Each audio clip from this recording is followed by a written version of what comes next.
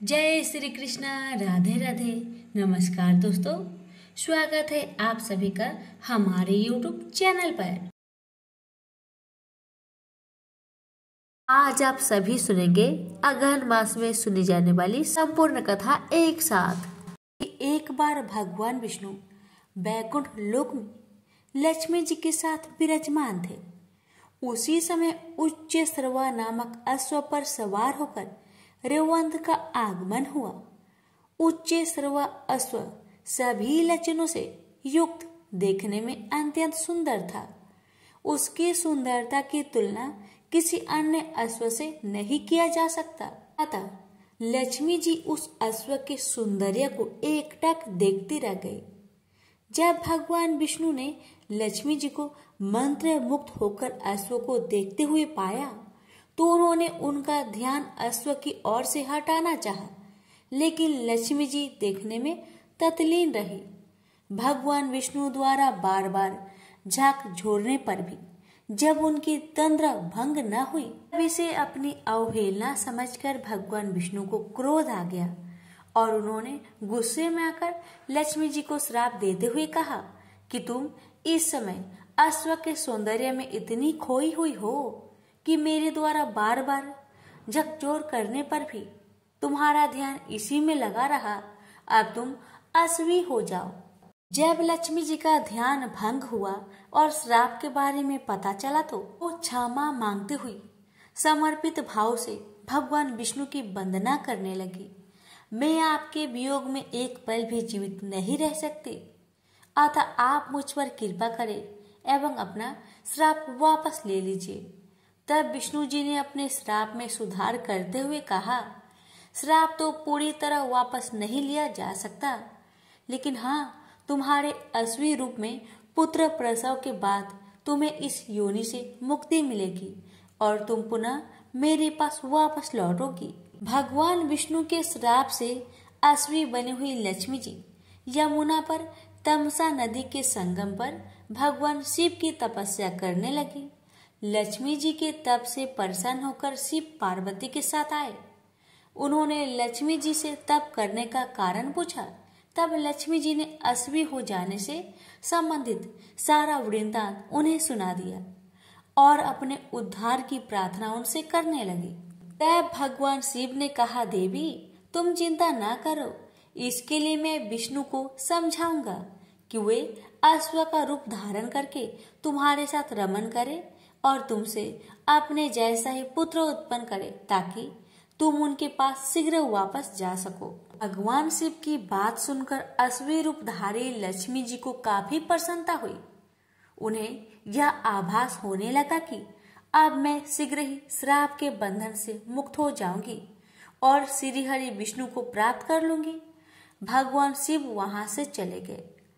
अश्वी रूपधारी लक्ष्मी जी ने पुनः तपस्या में लग गई।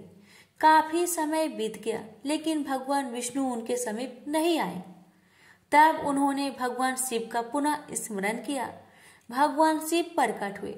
उन्होंने लक्ष्मी जी को संतुष्ट करते हुए कहा, देवी धैर्य धारण करो, धैर्य का फल मीठा होता है। विष्णु अश्व रूप में तुम्हारे समीप अवश्य आएंगे। इतना कहकर भगवान शिव अंतर ध्यान हो गए। कैलाश पहुंचकर भगवान शिव विचार करने लगे कि विष्णु को कैसे अश्व बनाकर लक्ष्मी जी के पास भेजा जाए। अंत में उन्होंने अपने गण चित्ररूप को दूत बनाकर विष्णु जी के पास भेजा। चित्ररूप भगवान विष्णु के लोक में पहुंचे।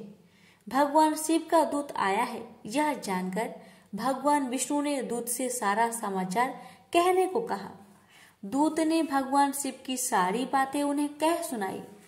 अंत में भगवान विष्णु शिव का प्रस्ताव मानकर अश्व बनने के लिए तैयार हो गए।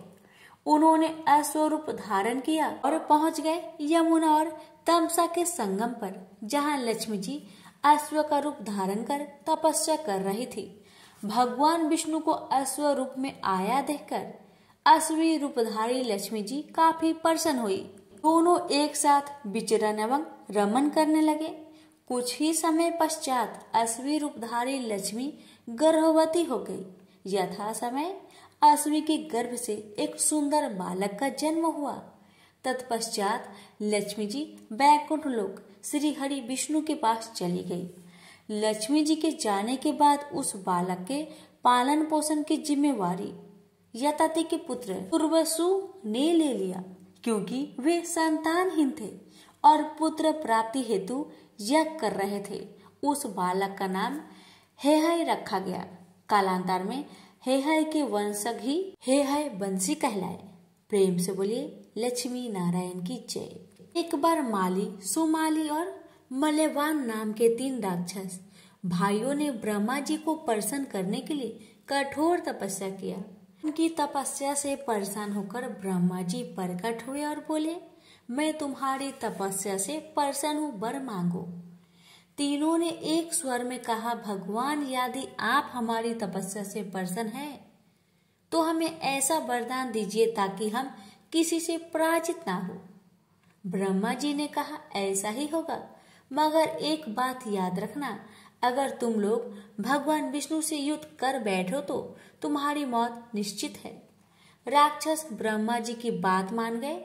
उन्होंने कहा, प्रभु हमारे लिए किसी ऐसे स्थान का निर्माण करें जहां हम निर्विघ्न रह सके, जहां पर हमें किसी प्रकार का भय ना हो। ब्रह्मा जी कुछ सोचते हुए बोले, तुम लोगों के लिए मुझे किसी स्थान का निर्माण नहीं करना पड़ेगा। समुद्र के बीचों बीच सोने की एक नगरी लंका नाम से है। उसे पवन ने विश्वकर्मा की मदद से बनवाया है। वह आजकल खाली पड़ी है। तुम लोग उस नगरी में रहो, वह हर प्रकार से सुरक्षित है। इतना कहकर ब्रह्मा जी अंतर्ध्यान हो गए।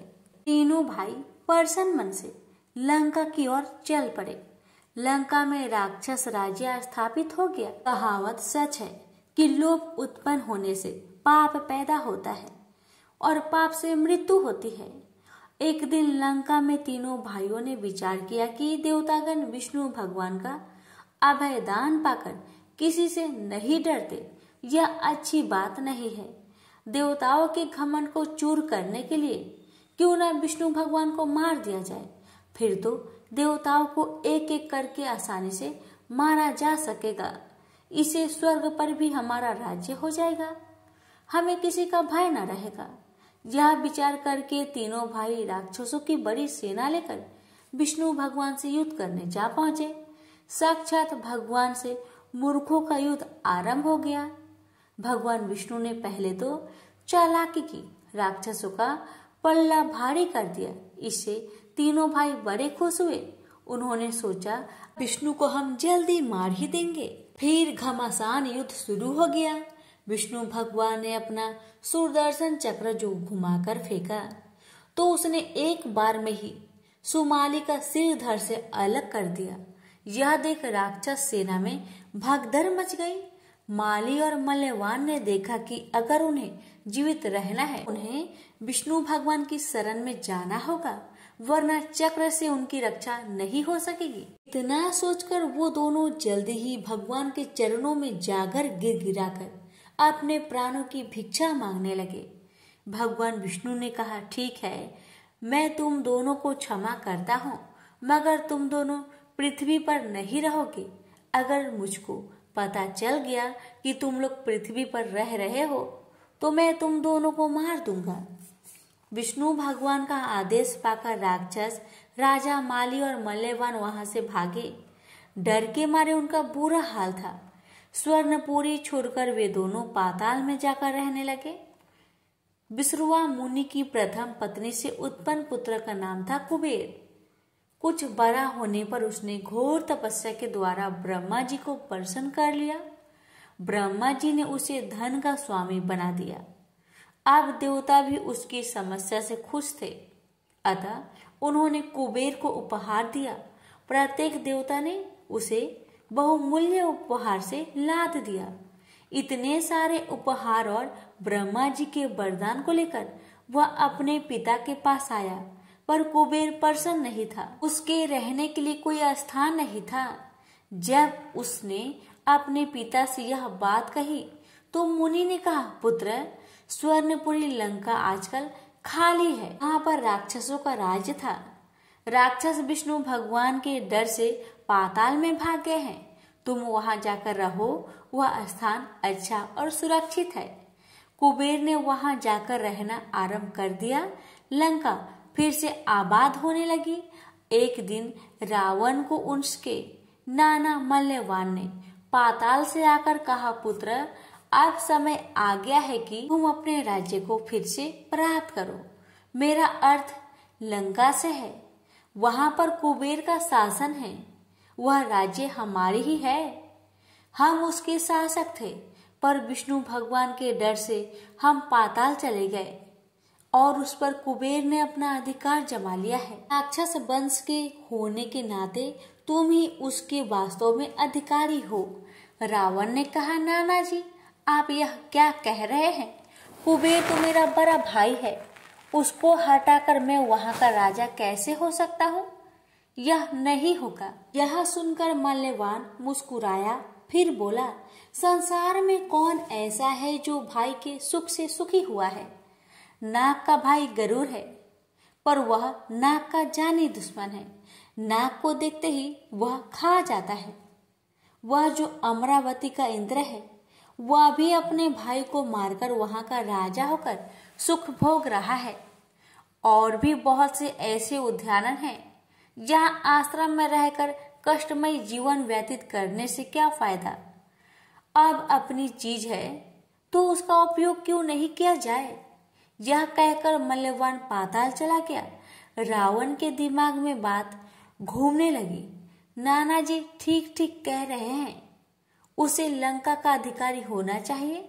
उसने तुरंत एक दूत को लंका रवाना करके अपनी बात को कहला भेजी। कुबेर उसके प्रस्ताव को सुनकर डर गया। वह भागा भागा अपने पिता के पास आया। सारी बात सुनने के पश्चात मुनि बोले, बेटा, झगड़ा करने से कोई फायदा नहीं। रावण बड़ा हठी और दुर्बुद्धि स्वभाव का लड़का है। एक बार उसके दिमाग में कोई बात घूम जाती है तो वह उसे पूरा ही करके छोड़ता है। अच्छा, यह होगा कि तुम लंका छोड़ दो, उसी में तुम्हारी भलाई है। दुष्ट से झगड़ा करने से कोई लाभ नहीं है। कुबेर ने लंका छोड़ दी। रावण यह जानकर बड़ा प्रसन्न हुआ। लंका में फिर से राक्षस राज्य स्थापित हो गया। प्रेम से बोले, विष्णु भगवान की जय। सतयुग में महाभयंकर दैत्य हुआ था। उसका नाम मूर था। उस दैत्य ने इंद्र आदि देवताओं पर विजय प्राप्त कर लिया था। उनके स्थान से उन्हें हटा दिया था। तब देवेंद्र ने महादेव जी से प्रार्थना की कि हे शिव शंकर, हम सब देवता मूर दैत्य के अत्याचार से दुखित हो मृत्यु लोक में अपना जीवन व्यतीत कर रहे हैं। अन्य देवताओं की हालत का तो मैं वर्णन नहीं कर सकता। आप कृपा कर इस महान दुख से छूटने का उपाय बताइए। शंकर जी बोले, हे देवेंद्र, अतः विष्णु भगवान के पास जाइए। इंद्र तथा अन्य देवता महादेव जी के वचन सुनकर क्षीर सागर गए। यहाँ पर भगवान विष्णु शेष शैया पर शयन कर रहे थे। भगवान को शयन करते देखकर देवताओं सहित इंद्र ने स्तुति की, हे देवताओं के देव, आप स्तुति करने योग्य है। आपको बारंबार प्रणाम है। हे दैत्यों के संहारक, हे मधुसूदन, आप हमारी रक्षा करें। हे जगन्नाथ, समस्त देव दैत्य से भयभीत होकर हम आपकी शरण में आए हैं। इस समय दैत्यों ने हमें स्वर्ग से निकाल दिया है और हम सब देवता पृथ्वी पर विचरण कर रहे हैं। अब आप ही हमारी रक्षा कीजिए, रक्षा कीजिए।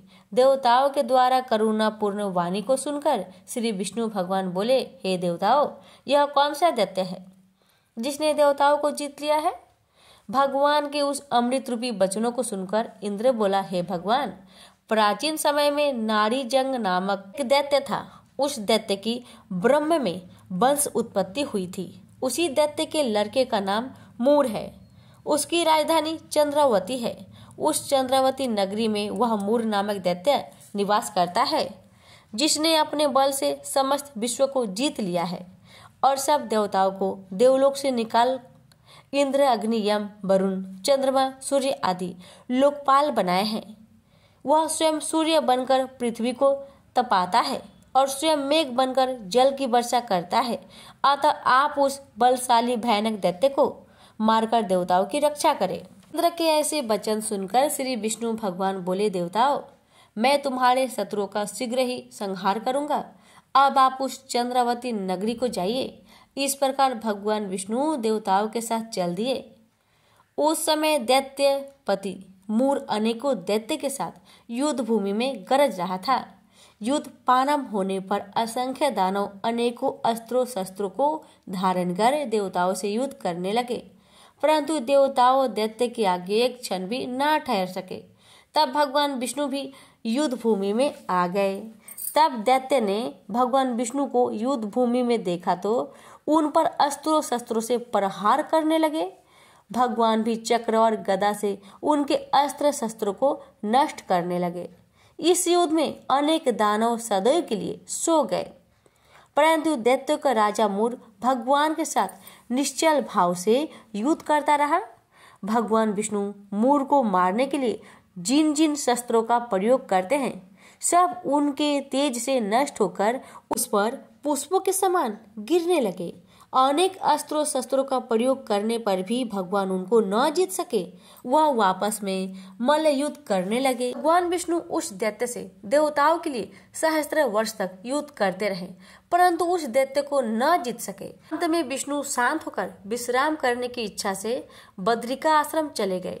उस समय 38 कोस लंबी एक द्वार वाली हेमवती नाम की एक गुफा में शयन करने की इच्छा से भगवान घुसे। हे अर्जुन, अतः मैंने उस गुफा में शयन किया। वह दैत्य भी मेरे पीछे पीछे चला आया। मुझको शयन करता देख भागने को तैयार हो गया। वह दैत्य सोचने लगा कि यह मैं आज अपने चिर शत्रु को मारकर सदैव के लिए निष्ठक हो जाऊंगा। उसी समय मेरी देह से एक अत्यंत सुंदर कन्या दिव्य वस्त्र धारण करके उत्पन्न हुई और दैत्य के सामने आकर युद्ध करने लगी। तब वह दैत्य आश्चर्य के साथ सोचने लगा कि यह ऐसी बलवान कन्या कहाँ से उत्पन्न हुई। वह दैत्य उस कन्या से लगातार युद्ध करता रहा। कुछ समय बीतने पर उस कन्या ने क्रोध में आकर उस दैत्य के अस्त्रों शस्त्रों के टुकड़े टुकड़े कर दिए। उस कन्या ने उसका रथ तोड़ डाला। तब तो वह दैत्य क्रोध करके उससे मल्लयुद्ध करने लगा। उस कन्या ने उसको धक्का मारकर मूर्छित कर दिया। उठने पर उसका सिर काट दिया। वह दैत्य सिर कटते ही पृथ्वी पर गिर गया और मृत्यु को प्राप्त हुआ। अन्य समस्त दानव भी ऐसा देखकर पाताल लोक को चले गए।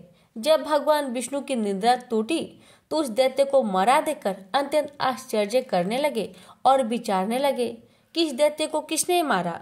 तब वह कन्या भगवान से हाथ जोड़कर बोली, हे भगवान, यह दैत्य आपको मारने को तैयार था, तब मैंने आपके शरीर से उत्पन्न होकर इसका वध किया है। इस पर भगवान बोले, हे कन्या, तूने इसको मारा है, अतः मैं तेरे ऊपर अत्यंत प्रसन्न हूँ। तूने तीनों लोकों के देवताओं को सुखी किया है, इसलिए तू अपनी इच्छा अनुसार वरदान मांग। कन्या बोली, हे भगवान, मुझे यह वरदान दीजिए कि जो मेरा व्रत करे उसके समस्त पाप नष्ट हो जाए और अंत में स्वर्ग लोक को जाए और मेरे व्रत का आधा फल रात्रि को मिले और उसका आधा फल एक समय भोजन करने वाले को मिले। जो मनुष्य भक्ति पूर्वक मेरा व्रत करे वो निश्चय ही विष्णु लोक को प्राप्त करे। कृपा करके मुझे ऐसा ही वरदान दीजिए। जो मनुष्य मेरे दिन तथा रात्रि को एक बार भोजन करे वे धन्य धान्य से भरपूर रहे। इस पर भगवान विष्णु उस कन्या से बोले, हे कल्याणी, ऐसा ही होगा। मेरे और तेरे भक्त एक ही होंगे और अंत में संसार में प्रसिद्धि को प्राप्त होकर मेरे लोक को प्राप्त करेंगे। हे कन्या, तू एकादशी को पैदा हुई है, इसलिए तेरा नाम भी एकादशी हुआ। जो मनुष्य तेरे दिन व्रत करेंगे उसके समस्त पाप जड़ से नष्ट हो जाएंगे और अंत में मुक्ति को प्राप्त करेंगे। तू मेरे लिए अब तीज, आठे, नौमी और 14 से भी अधिक प्रिय है। तेरा व्रत का फल सब तीर्थों के फल से महान होगा। यह मेरा कथन सत्य है। ऐसा कहकर भगवान उसी स्थान पर अंतर्ध्यान हो गए। एकादशी भी भगवान के उत्तम वचनों को सुनकर प्रसन्न हुई। भगवान बोले, हे अर्जुन, सब तीर्थों दोनों व्रतों के फल से एकादशी व्रत का फल सर्वश्रेष्ठ है। मैं एकादशी व्रत करने वाले मनुष्य के शत्रुओं को नष्ट कर देता हूँ और उन्हें मोक्ष देता हूँ। उन मनुष्य के विघ्नों को मैं स्वयं ही नष्ट कर देता हूँ। हे अर्जुन, यह मैंने तुमसे एकादशी की उत्पत्ति के बारे में बताया। एकादशी व्रत समस्त पापों का नष्ट करने वाला है और सिद्धि को देने वाला है। उत्तम मनुष्य को दोनों पक्षों की एकादशी को समान समझना चाहिए। उनसे भेदभाव मानना उचित नहीं है। जो मनुष्य एकादशी महात्म्य को श्रवण व पठन करते हैं उनको अश्वमेध यज्ञ का फल मिलता है। तो प्रेम से बोलिए विष्णु भगवान की जय, लक्ष्मी माता की जय, एकादशी माता की जय। कि एक बार भगवान श्री कृष्ण और अर्जुन कहीं घूम रहे थे। उस समय अर्जुन की नजर एक भिखारी पर पड़ी। वह एक ब्राह्मण था। अर्जुन ने उससे कहा, आप ब्राह्मण होकर भीख मांग रहे हैं, ये देखकर मुझे दुख हो रहा है। आपकी स्थिति जैसी भी है, मैं आपको धन दे रहा हूँ, ये आपके काम आएंगे। इसके बाद अर्जुन ने श्री कृष्ण से कहा, मुझे अच्छा लगता है जब मैं दूसरों की मदद करता हूँ। ये सुनकर भगवान श्री कृष्ण के चेहरे पर मुस्कान आ गई। अर्जुन जानते थे कि जब जब श्री कृष्ण के चेहरे पर मुस्कान आती है तो कुछ न कुछ रहस्य जरूर होता है। अर्जुन से धन लेकर वह ब्राह्मण अपने घर जा रहा था। तभी रास्ते में एक लुटेरे ने उसे लूट लिया। अगले दिन फिर अर्जुन को वही ब्राह्मण भीख मांगते हुए दिखाई दिया। उस भिखारी ने अर्जुन को पूरी घटना बताई। पूरी बात जानने के बाद अर्जुन ने उसे एक मूल्यवान रत्न दिया। ब्राह्मण रत्न लेकर अपने घर पहुंचा। वह थक चुका था। उसने रत्न को एक घड़े में रख दिया और सो गया। घड़ा पुराना था। उसकी पत्नी को पानी भरने जाना था तो वह वही घड़ा लेकर नदी की ओर चल पड़ी। नदी से घड़े में पानी भरते समय वह रत्न नदी में गिर गया। अगले दिन फिर से अर्जुन को वह ब्राह्मण भीख मांगते हुए दिखाई दिया। अर्जुन ने उससे पूछा, अब आप भीख क्यों मांग रहे हैं? ब्राह्मण ने रत्न वाली पूरी बात श्री कृष्ण और अर्जुन को बता दिया। श्री कृष्ण ने अर्जुन से कहा, आज तुम रहने दो, इसे मैं कुछ दे देता हूँ। ऐसा कहकर भगवान श्री कृष्ण ने उस ब्राह्मण को 2 गिन्नियां दे दी। इतनी कम राशि लेकर अर्जुन और वह ब्राह्मण हैरान थे। ब्राह्मण मन में सोचने लगा, ये तो साक्षात श्री कृष्ण भगवान है, फिर भी इन्होंने मुझे इतना कम राशि दिया है। ये सोचकर ब्राह्मण ने श्री कृष्ण भगवान के सम्मान में वह ब्राह्मण 2 गिन्नियां लेकर आगे को चल दिया। रास्ते में ब्राह्मण ने देखा कि एक मछुआरा एक मछली को लेकर जा रहा था। ब्राह्मण ने सोचा कि इस तरह तो ये मछली मर जाएगी। उसने मछुआरे को 2 गिन्नियां दी और उसे मछली अपने कमंडल में ले लिया। ब्राह्मण जैसे ही मछली को देखा तो उसने अपने मुख खोल दिया। मछली के मुख में वही मूल्यवान रत्न था। रत्न देखकर ब्राह्मण जोर से चिल्लाने लगा कि मिल गया, मिल गया।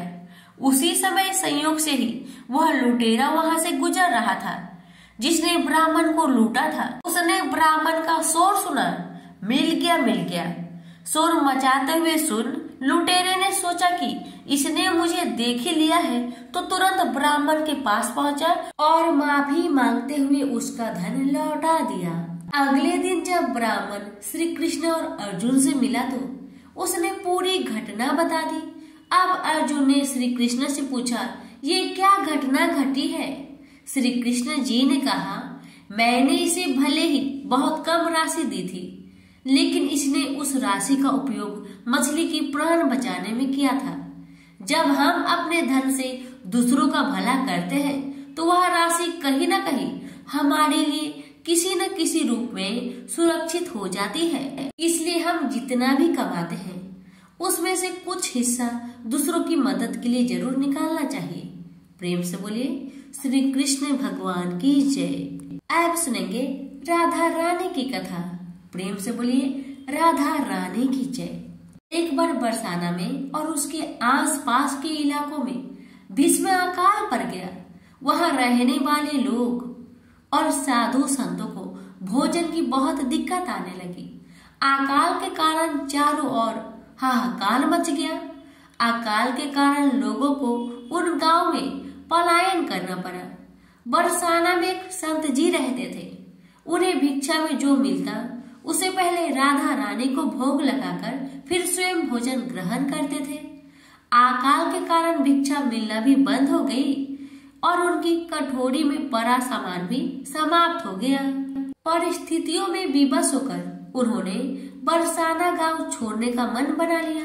आंखों से आंसू बहाते हुए और राधा रानी से क्षमा याचना करने लगे कि हे श्री जी, मुझे क्षमा करना, परिस्थितियों के बस में यह गांव छोड़कर मुझे जाना पड़ रहा है।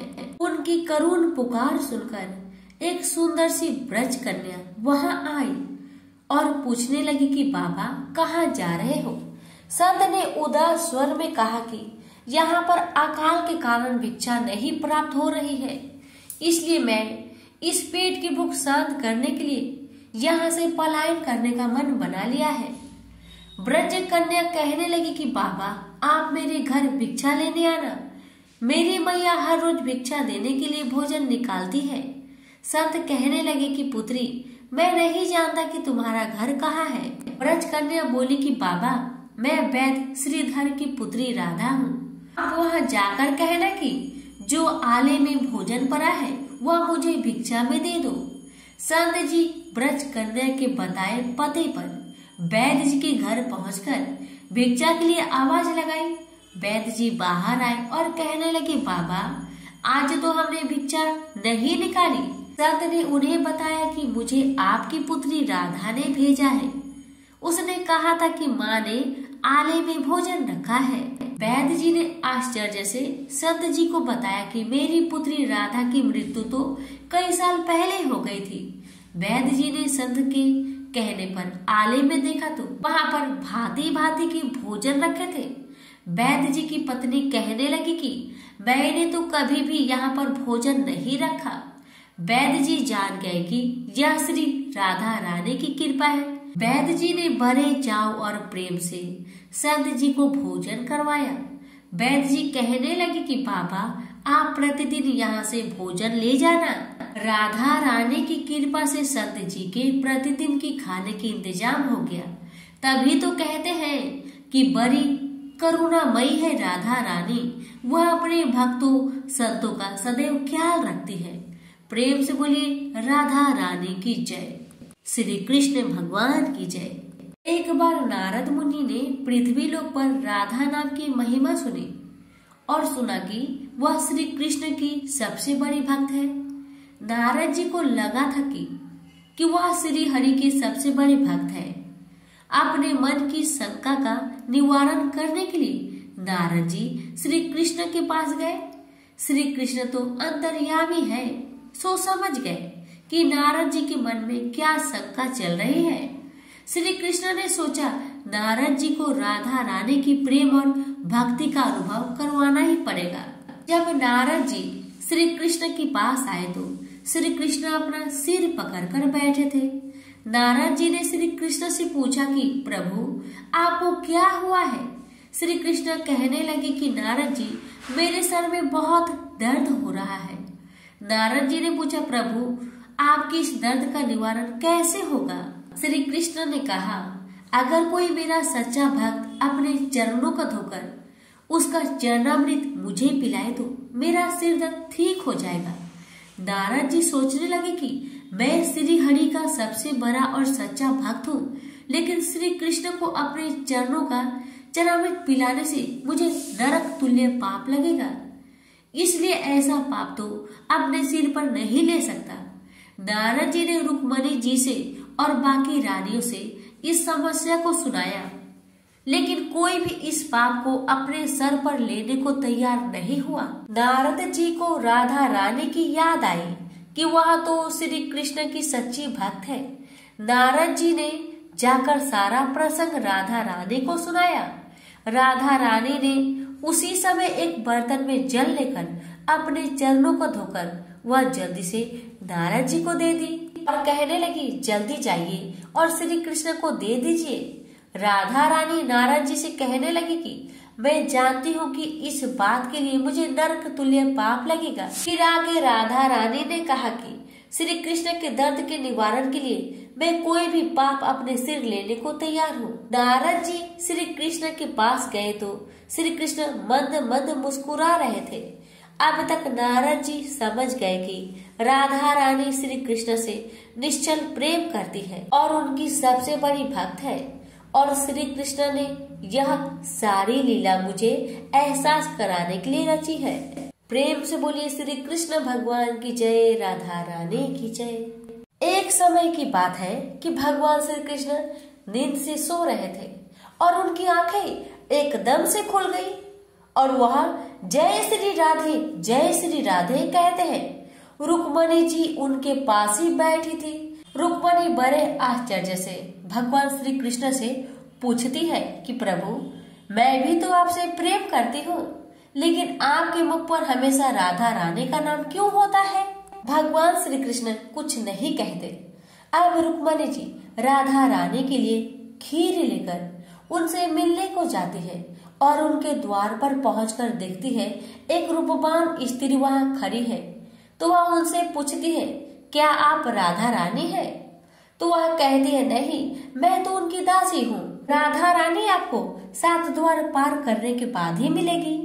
जब रुक्मणी जी 7 द्वार पार करने के बाद राधा रानी से मिलती है, उनके मुख पर एक सूर्य के समान तेज था और उनका रूप बहुत ही तेजस्वी था।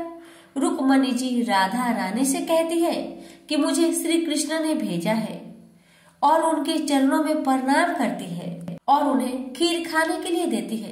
राधा रानी ये सोचकर कि मेरे कान्हा ने मेरे लिए खीर भेजी है, एक ही घूंट में पी जाती है। रुक्मणी जी प्रणाम करके वापस आ जाती है। आकर क्या देखती है कि श्री चरण कृष्ण के चरणों में बहुत से छाले पड़ गए हैं। रुक्मणी पूछती है, प्रभु आप कहाँ गए थे जो आपके पैरों में इतने छाले पड़ गए हैं? श्री कृष्ण पूछते हैं, तुम राधा रानी के लिए क्या ले गई थी? वह बताती है कि खीर। तो वह कहते हैं कि खीर इतनी गर्म थी कि राधा रानी के मुंह में छाले पड़ गए हैं। उनके हृदय में हमेशा मेरे चरण कमल का ध्यान रहता है, इसलिए मेरे पैरों में छाले पड़ गए हैं। अब रुक्मणी जी को सब समझ में आया, उनके प्रेम में राधा रानी की प्रेम में क्या अंतर है। रुक्मणी जी श्री कृष्ण जी से माफी मांगती है तो श्री कृष्ण कहते हैं, माफी मांगनी है तो जाकर राधा रानी से मांगो। रुक्मणी जी एक बार फिर से राधा रानी के पास जाती है और उनसे माफी मांगती है।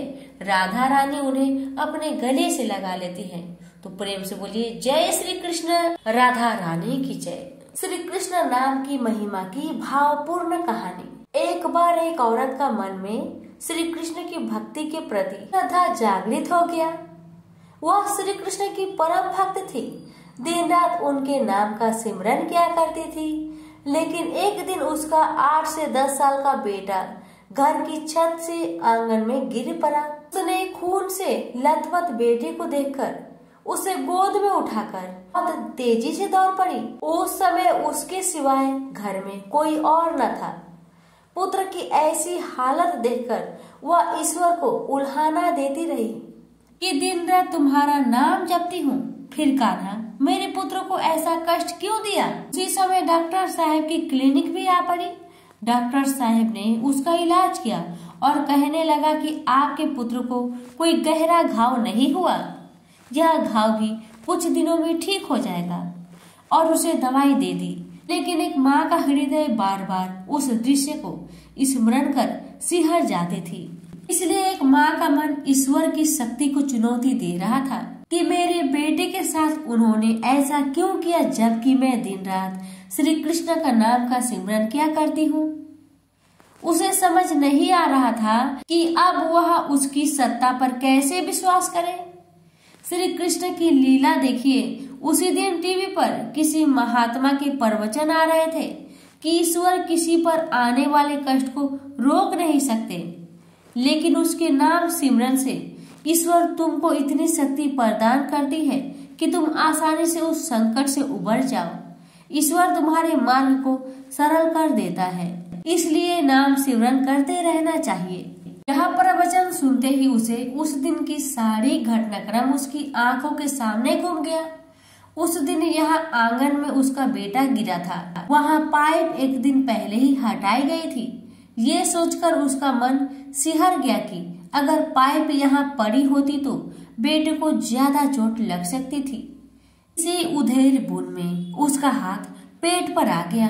उसे याद हो आया कि अभी कुछ दिन पहले तो उसके पेट में ऑपरेशन हुआ था, तो एक बाल्टी उठा नहीं सकती थी, लेकिन 20-22 किलो के बेटे को गोद में उठाकर आधा पौने किलोमीटर दौड़कर डॉक्टर के क्लिनिक तक कैसे चली गई। इतनी शक्ति और इतना हिम्मत मुझे तो ईश्वर के सिवाय कोई और दे ही नहीं सकता।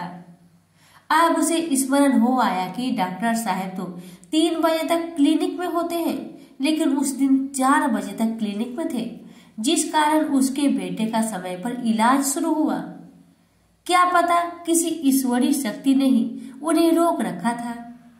इस सारे घटनाक्रम को याद कर उसके मन में सारे संशय दूर हो गए और जल्दी से घर के मंदिर में जाकर श्री कृष्ण को प्रणाम किया और कहने लगी कि कान्हा, मेरे पुत्र की रक्षा करने के लिए तेरा शुक्रिया। और फिर से श्री कृष्ण के नाम जपने लगी। उसे लगा श्री कृष्ण का विग्रह मानो मंद मंद मुस्कुरा रहा हो। प्रेम से बोलिए जय श्री कृष्ण। हे कृष्ण भगवान, आपकी कथा कहने वाले, सुनने वाले, हुक्कार भरने वाले सभी की मनोकामना को पूर्ण करना, सभी की कष्टों को दूर करना। आपकी कथा सुनाने में अगर गलती हुई हो उसे क्षमा करना। प्रेम से बोलिए श्री कृष्ण की जय, राधा रानी की जय। धन्यवाद।